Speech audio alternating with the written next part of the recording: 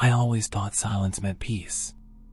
That's why I came out here in the first place, to escape the city hum, the glowing screens, the people. Just me, the forest, and one night of solitude. It was supposed to be cleansing. I parked my car at the edge of an abandoned logging trail. No signs, no cell signal, just a dirt path swallowed by pines. The trees grew so tall and close together they blocked most of the afternoon light. I hiked in for about 2 miles before finding a small clearing with soft moss underfoot. The air smelled of rain-soaked bark and pine resin, clean but heavy, like the forest had been holding its breath for a century. I set up camp, pitched my tent, built a small fire. The flames crackled low, throwing orange light across the trunks around me. For a while, everything felt still. Too still. Usually, you'd hear the forest come alive as the sun dropped, crickets, frogs, the rustle of night things. But there was nothing. Just wind, sighing faintly through the branches. Then came the first sound. A whisper. So faint I thought it was the wind, a single drawn-out exhale, almost human. H-H-H, H-H-H. I froze. The hairs on my neck rose instantly. I shone my flashlight into the woods. The beam caught only fog, silver white against black bark. "Hello?" I called out, my voice too loud in the silence. No answer. I shook it off and went back to eating. But then it came again, closer this time. H-H-H, almost like a sigh against my ear. I whipped around so fast I nearly fell off my stool. My heart was hammering. "Who's there?" No reply. Only the slow creak of a branch swaying above. I tried to laugh it off, but it didn't sound real. Maybe it was an animal, or my brain playing tricks after too much caffeine and too little sleep. I tossed more wood on the fire, watching the embers float up like fireflies. And then, just for a second, I saw something. Between 2 trees, right at the edge of my light, a figure. Tall. Too tall. Its outline thin and stiff, like it didn't breathe. And its face. I couldn't make it out. Just a pale blur. I blinked and it was gone. That was it. I stayed up all night with my hatchet clutched in both hands, the fire dying low. Every so often, I'd hear that whisper again, circling me. Sometimes it sounded amused, like quiet laughter caught in the wind. When dawn came, relief hit me like air after drowning. But something was wrong. My camp looked untouched. My footprints from the night before, gone. Even the ashes from the fire were smooth, like someone had swept them flat. I packed up and started walking toward where I left the car. The forest, though, it didn't match what I remembered. The trees pressed closer, and every direction looked the same. My compass spun aimlessly. After hours of walking, I came to a clearing. My breath caught in my chest. It was the same clearing. My tent, my fire pit, all exactly how I'd left them last night. Only now the ashes were still warm. That's when I heard it again, but louder than ever, right behind me. You finally came back. The air went ice cold. I turned around slowly, and there I was. Standing a few feet away. Same clothes, same face, same terrified eyes. It smiled, my smile, and whispered, "Let's stay this time." The world went black. I woke up by a campfire at dusk. Alone. And I can't remember how I got here. I joined search and rescue 5 years ago. In that time, I've found people lost, scared, dehydrated, but always alive. Grindale Forest changed that. We were called in after a 34-year-old hiker went missing 3 days earlier. Locals said he'd gone off-trail near the Western Ridge, a place even experienced hunters avoided. They said the trees there grew too close, and that the air never felt right. We laughed it off. Every town has its ghost stories. By 4 p.m., the team split up. Radio contact every 30 minutes, standard protocol. I volunteered to take the western sector alone. It was rough terrain, tangled roots, steep ravines, and fog so thick it looked solid. The further I went, the quieter it got. At first, I thought it was just me getting used to the forest sounds, but after an hour, there was nothing. No birds, no wind, not even my own echo. That's when I found the first sign. A piece of torn blue fabric fluttering from a branch about shoulder height. The missing guy's jacket was blue. I radioed in, but my radio only hissed. Static. I followed what looked like drag marks through the mud, leading downhill.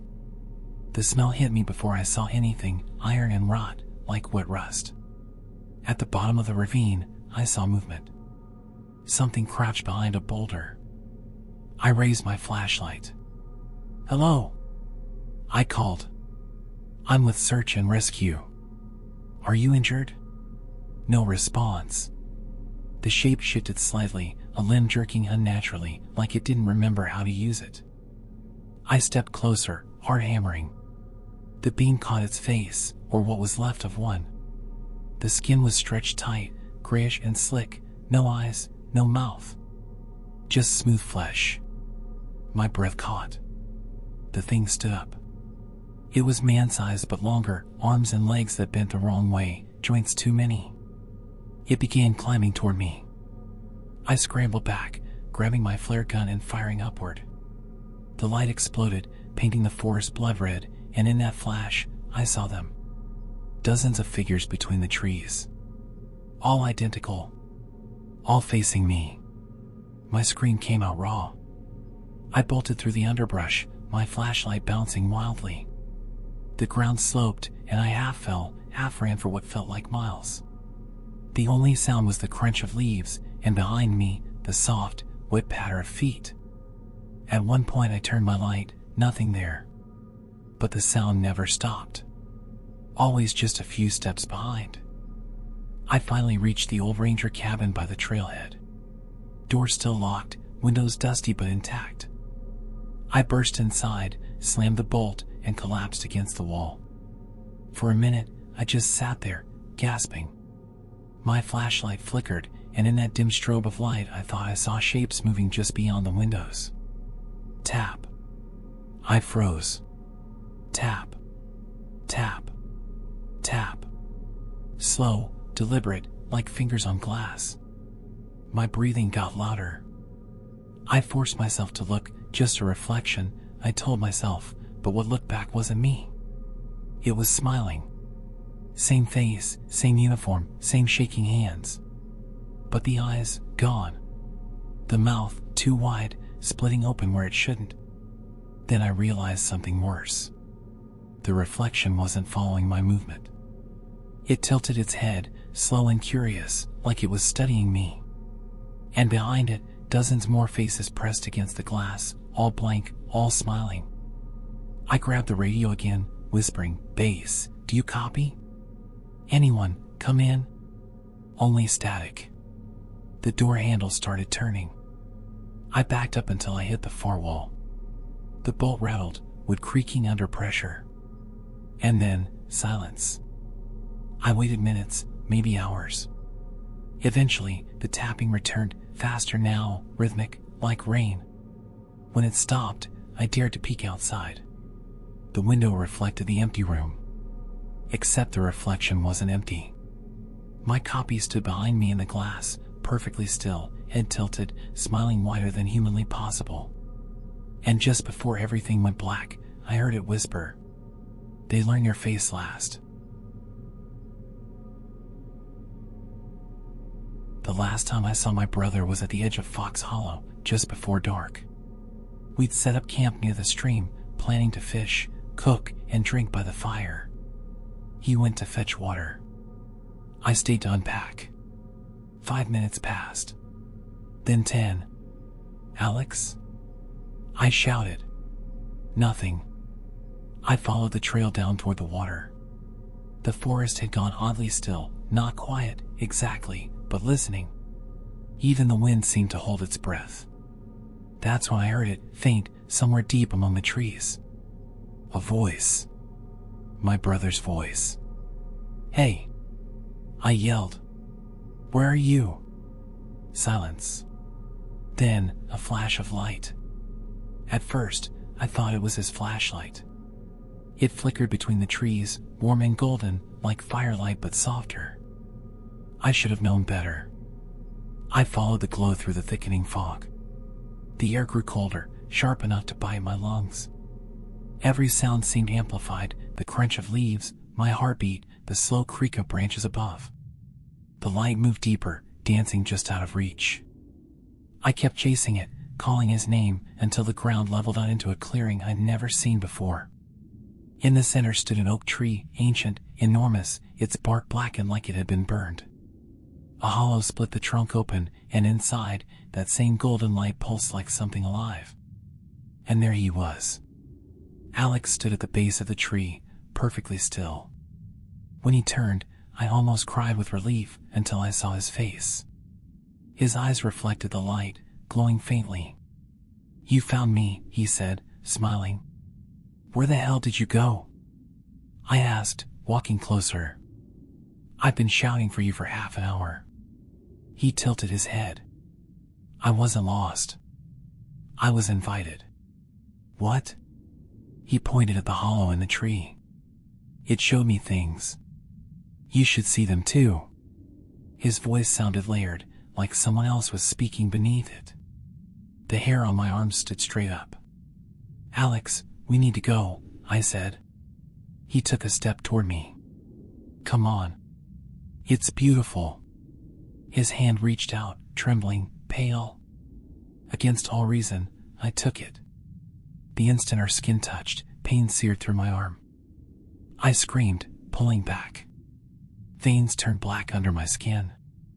Alex's expression didn't change, but his face shifted, features melting, eyes hollowing into pits of light. "You shouldn't have followed," it whispered in both our voices. The oak's hollow erupted, light spilling out like liquid fire. The ground shook, wind howling through the trees. I stumbled back as the air bent, twisting. "Alex!" I shouted. "Come on." He didn't move. He just stood there as the light consumed him. For a heartbeat, I saw something, dozens of figures trapped within that glow, reaching out silently, faces stretched in horror. Then the light imploded. The forest went dark. When I woke, it was morning. The clearing was empty. The oak, gone. In its place, a perfect circle of scorched earth. I searched for hours, calling his name, but found nothing except his wristwatch half buried in the dirt. The glass was cracked. The second hand still ticked. I reported everything to the rangers, but when we came back, the clearing wasn't there anymore. The trail ended in solid forest. Like it had never existed. That was 6 months ago. I've tried to move on, but sometimes, late at night, I drive out to the edge of Fox Hollow and sit in my truck with the lights off. And I see it, that same golden glow between the trees, pulsing faintly. Waiting. Sometimes I swear I can hear him calling my name.